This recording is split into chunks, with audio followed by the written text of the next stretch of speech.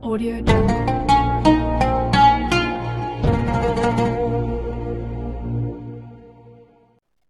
بسم اللہ الرحمن الرحیم۔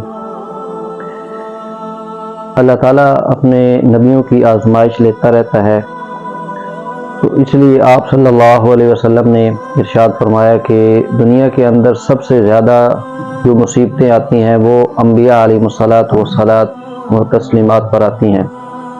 اس کے بعد جو ان کے زیادہ قریب ہوگا، جو ان کے زیادہ مثل ہوگا، مشابہ ہوگا۔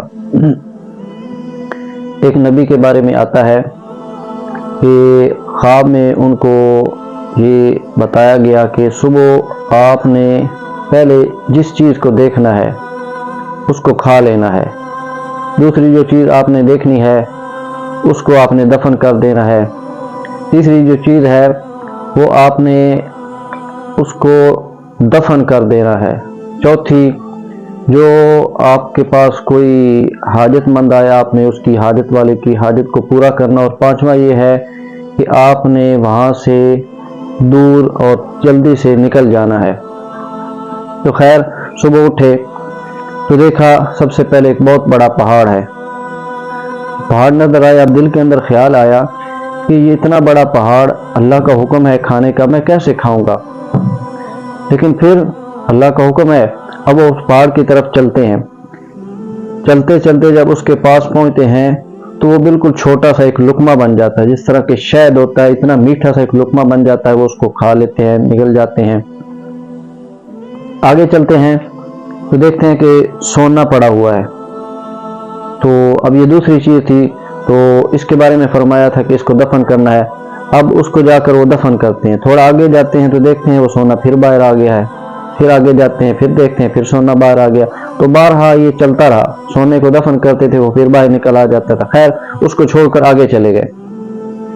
آگے جا کے دیکھتے ہیں تو ان کو ایک باز نظر آتا ہے جو پرندے کے پیچھے لگا ہوتا ہے۔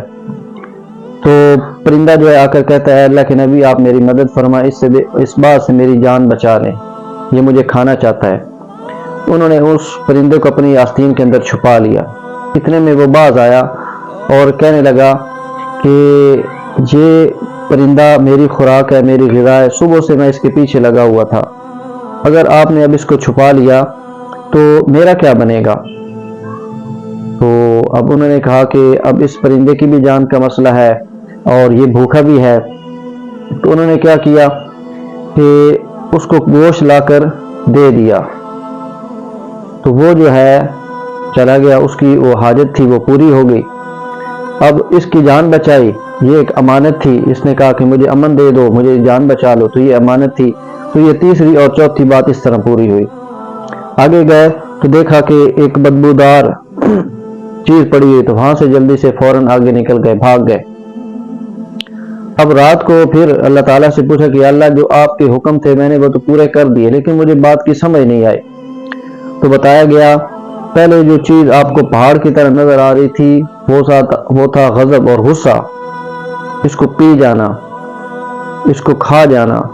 تو بندے کو نظر آتا ہے کہ یہ بہت بڑی چیز ہے، لیکن جب بندہ اس کو صبر کر کے پی جاتا ہے غصے کو، تو انتہائی میٹھی چیز بن جاتا ہے۔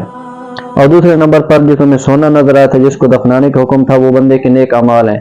جتنا بندہ نیک اعمال کرتا رہتا ہے لیکن پھر بھی اللہ تعالیٰ اس بندے کے نیک عمل کو دوسروں کے سامنے ظاہر کر دیتا ہے۔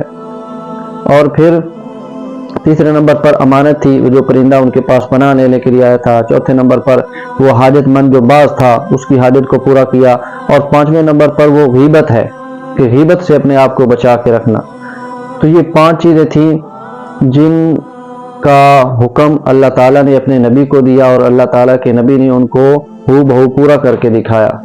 اب ہمارے لیے بھی یہ ہے کہ ہم بھی ان 5 چیزوں پر عمل کریں اور صدقہ جاریہ سمجھ کر اس کو دوسروں تک پہنچائیں۔ تو ہمیں ان باتوں پر عمل کرنا چاہیے اور دوسروں کے ساتھ بھی اس کام کو اور اس عمل کو شیئر کرنا چاہیے۔ اللہ تعالیٰ عمل کرنے کی توفیق عطا فرمائے۔